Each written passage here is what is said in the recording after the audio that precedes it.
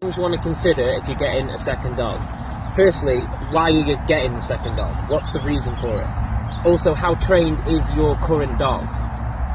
What energy level is your current dog, or what energy level is your dog that you're thinking of getting going to be? Will they clash? Will they not? Check that out. Also, how much time do you have to dedicate to both dogs? 2 dogs are sometimes 4 times the amount of training, not twice. And then finally, are you prepared to keep the same rules for both dogs? Some dogs are much cuter than others, and it's easy to let the rules break.